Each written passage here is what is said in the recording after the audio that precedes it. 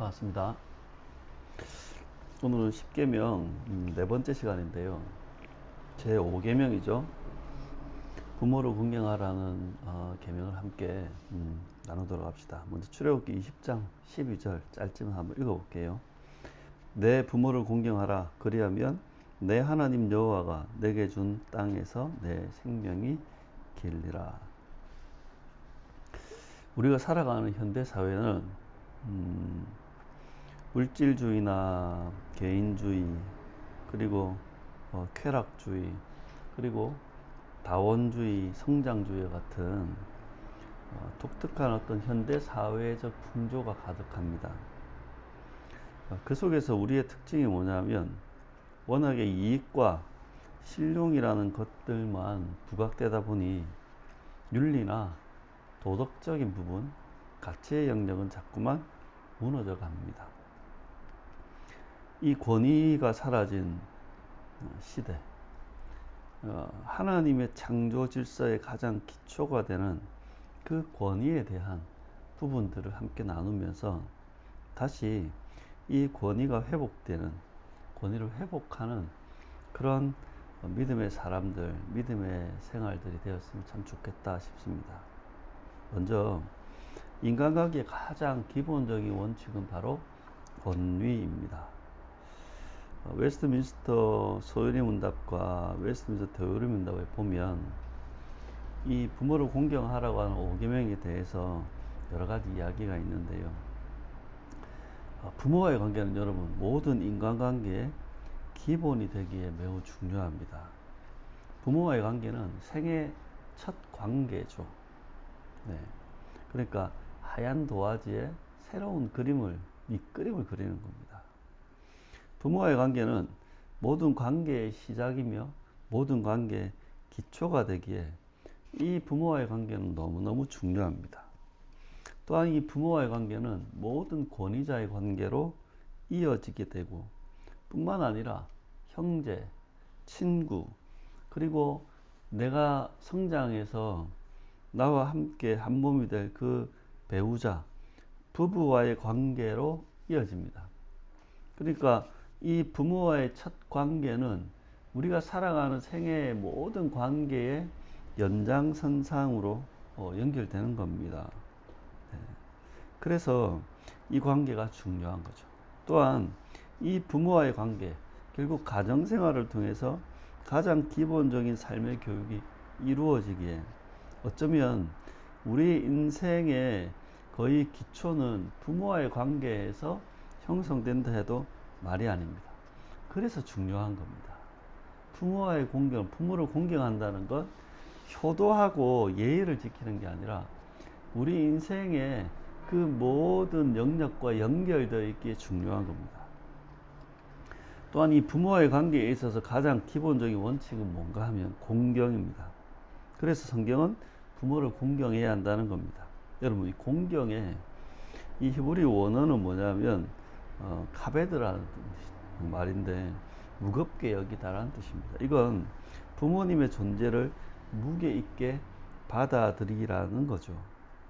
그래서 우리는 부모를 공경하며 부모님께 감사하며 부모님께 순종해야 되는 겁니다. 뿐만 아니라 생활이 이제 스스로 생활할 수 없는 부모님들, 그들의 생계를 돕는 것까지 포함해야 되는 겁니다. 그게 부모의 공경이죠. 그리고 이 부모를 포함해서 이 기독교 신앙은 이 5계명을 부모에게만 국한해서 이야기하지 않습니다. 이건 모든 권위를 향한 하나님의 말씀이라고 합니다. 그러니까 최소한, 그러니까 모든 권위 중에 가장 작은 단위가 부모잖아요. 그래서 이 부모에서부터 모든 권위로 연결돼야 되는 게 이 계명입니다. 그래서 우리는 모든 권위가 하나님으로부터 나왔다는 걸 알고 존중해야 하는 겁니다. 모든 권위는 하나님이 세우셨기에 순종해야 하는 겁니다. 모든 권위는 각 공동체를 보존하는 하나님의 지혜입니다. 가정과 교회와 국가와 사회를 보존하는 하나님의 지혜가 바로 권위인 겁니다. 또한 이 권위는 가장 기본적인 창조의 법입니다. 그래서 우리는 이 권위를 존중해야 하는 것이죠. 또한 이 모든 권위는 하나님의 것이기에 신중하고 올바르게 사용해야 합니다. 권위 아래에 있는 사람은 그 권위를 존중하되 그 권위의 자리에 있는 사람은 하나님의 것으로 여기고 신중하고 올바르게 사용해야 합니다. 이 권위는 내게 아닙니다. 나를 위한 것도 아닙니다. 이 권위는 하나님의 것이며 하나님과 공동체를 위한 하나님 사랑과 이웃 사랑을 위한 도구입니다. 그래서 권위자는 자신의 의무와 책임을 다해야 하는 겁니다. 그래서 어떤 권위자라도 어떤 권위라도 함부로 사용해서는 안 되는 겁니다. 그 권위를 자신의 이익과 편리와 쾌락을 위해서 사용하면 안 됩니다. 자기 과시나 자기 증명의 수단으로 사용해서도 안 되는 겁니다. 오히려 모든 권위, 그 권위를 존중하되 조심스럽게 신중하게 사용하셔야 됩니다. 그리고 이 모든 권위는 서로 조화를 이루어야 됩니다. 권위에도 경계가 있기에 침범해서는 안 됩니다. 그게 영역 주권을 인정하는 겁니다. 목사가 가정의 권위를 침범해서는 안 됩니다. 목사가 회사의 권위를 침범해서는 안 됩니다. 이 교회 목사가 다른 교회의 그 권위를 침범해서는 안 되는 겁니다. 모든 권위에도 경계가 있습니다. 네. 그리고 그 권위 위에 가장 큰 권위, 최고의 권위는 하나님의 말씀인 겁니다. 그러니까 하나님의 말씀의 권위 아래 우리는 모든 권위의 그 경계를 인정하고 주권을 인정하며 침범해서는 안 되는 겁니다. 그렇게 권위가 서로의 조화를 이루어가야 되는 겁니다. 또한 우리는 모든 권위를 존중하고 관계성에 따라서 적절하게 대해야 합니다.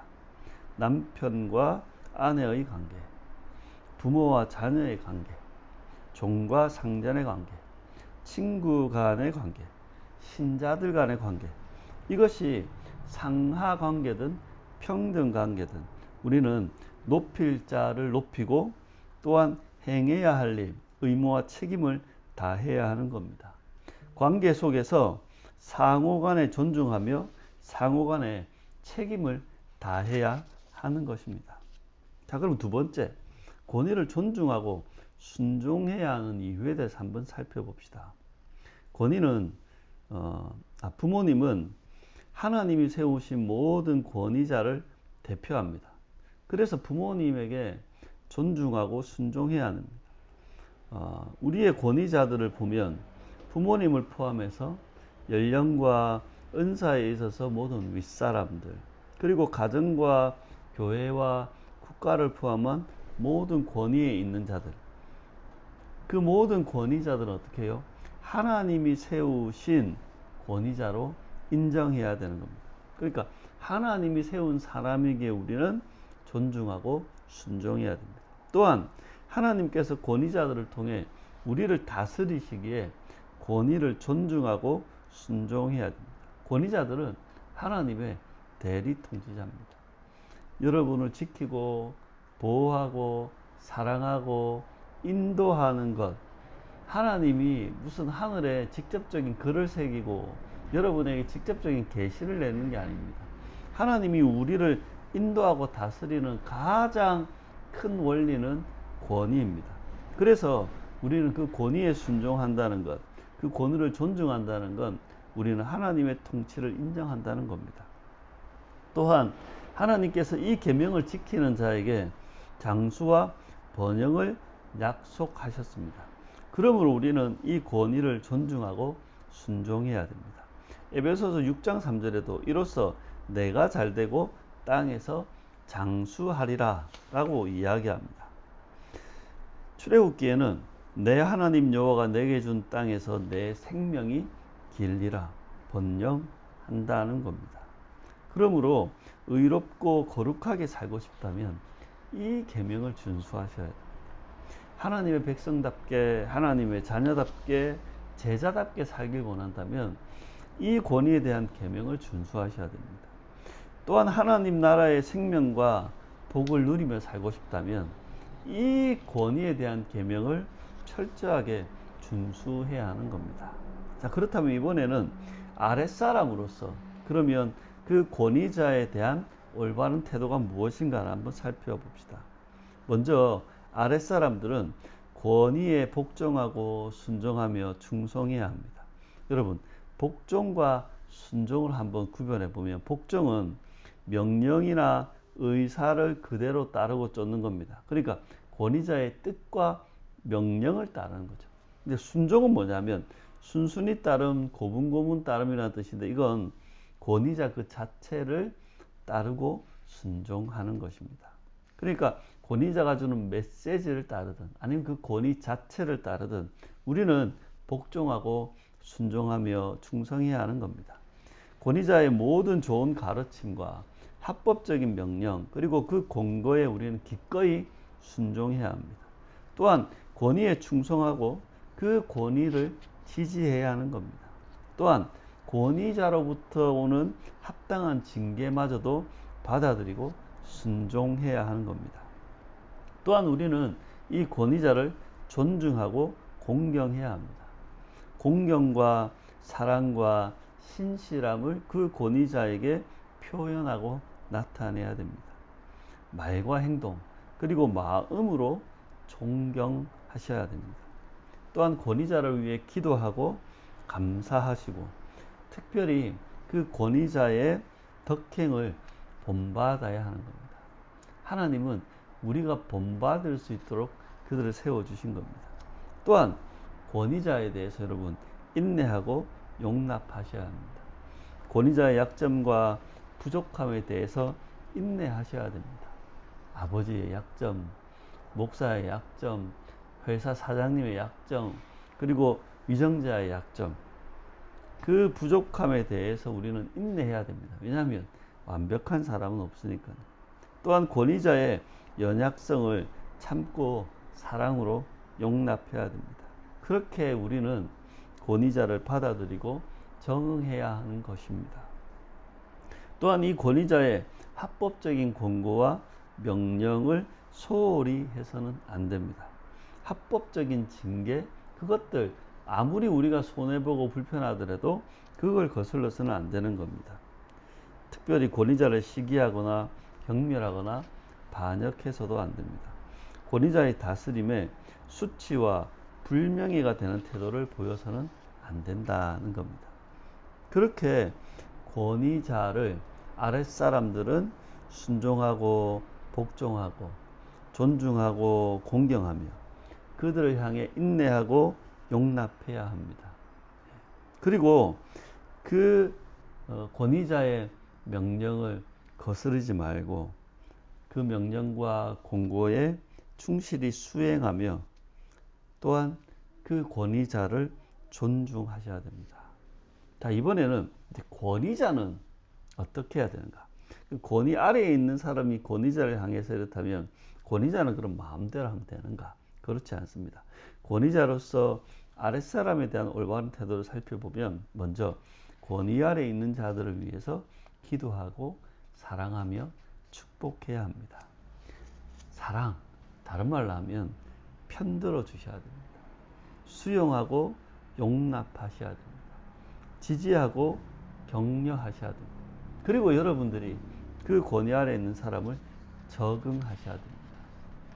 아랫사람한테만 적응하라 하지 말고 맞추라 하지 말고 여러분이 더 적극적으로 적응하셔야 됩니다. 또한 권위 아래에 있는 자들을 바르게 가르치고 바르게 공부하고 훈계하여야 합니다. 잘하는 자들에게는 격려하고 칭찬도 하고 보상하셔야 됩니다. 하지만 잘못하는 자들은 바로잡고 책망하고 징벌합니다. 그런데 좀 마음이 꼬인 권위자들은 잘하는 건 잘하 보이지 않고 잘못하는 것만 자꾸만 보이게 됩니다. 그 마음을 좀 푸시길 바랍니다.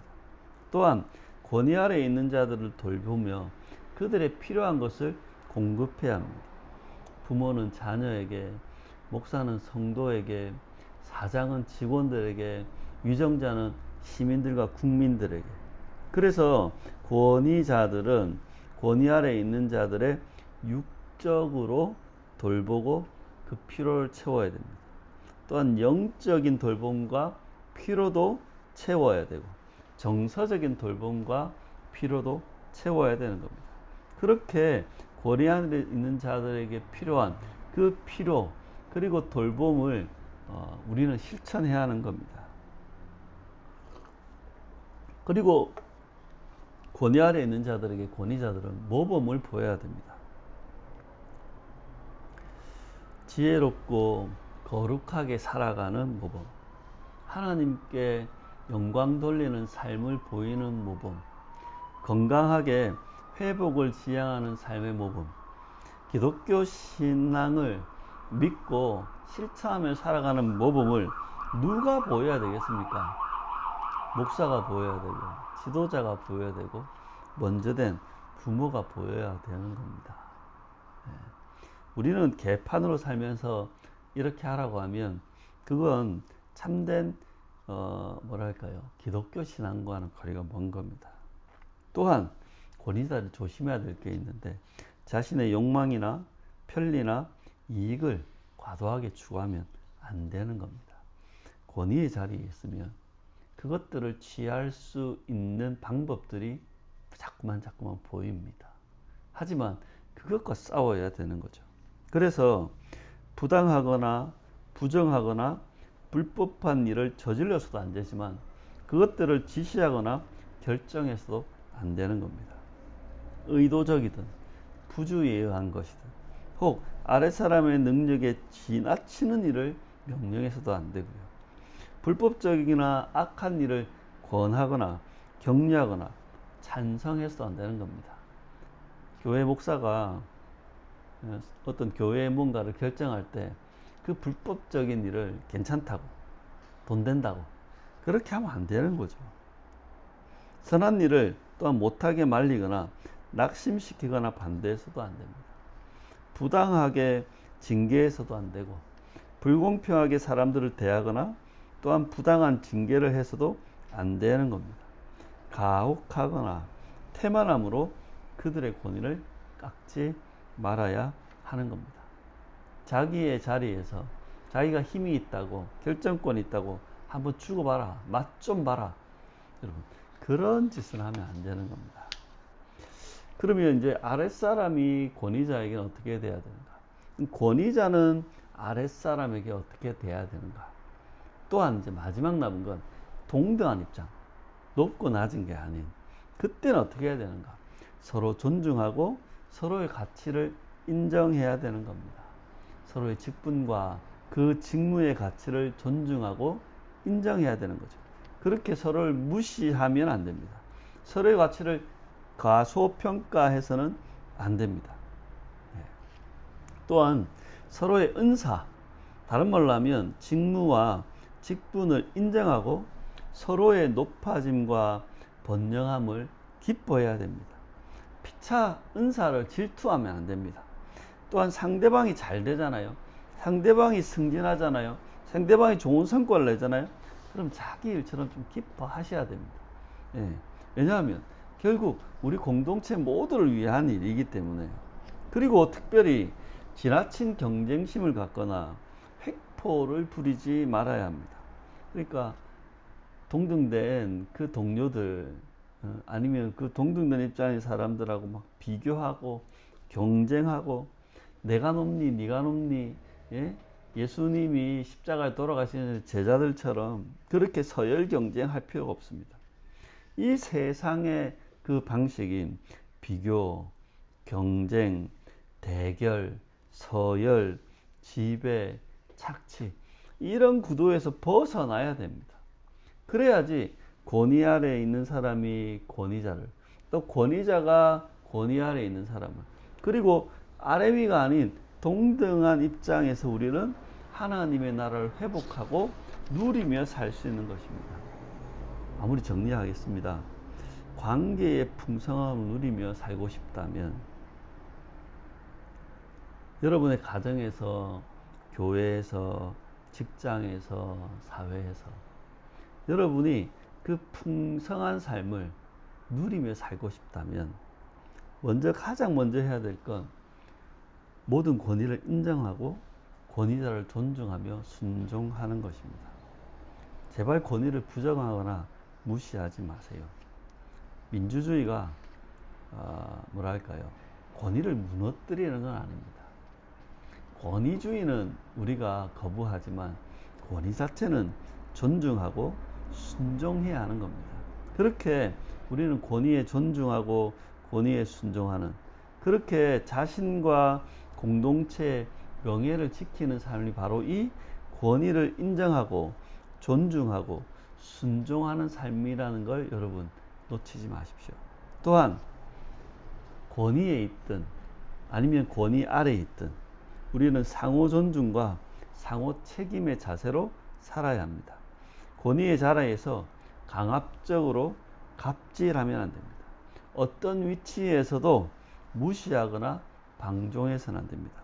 오히려 아랫사람을 귀하게 여기고 사랑하고 또한 그들을 아끼고 격려하고 축복하고 기도하며 사셔야 됩니다.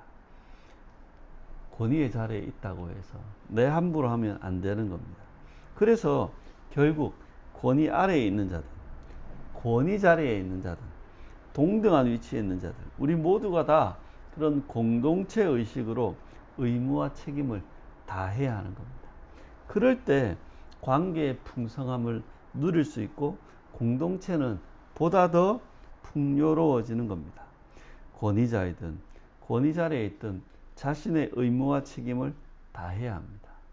무책임하게 이기적으로 개인주의나 쾌락주의에 빠지지 말고 내가 맡은 이 자리, 이 경계를 알고 내게 맡겨진 이것들 가운데 나의 의무와 책임을 다하는 삶, 권위를 인정하고 상호 존중과 상호 책임의 자세로 나의 의무와 책임을 다할 때 우리는 관계의 풍성함을 누리고 우리의 가정이, 우리 교회가, 우리 직장이, 우리 사회가 더 풍요롭고 회복된 삶을 누리게 될 것입니다.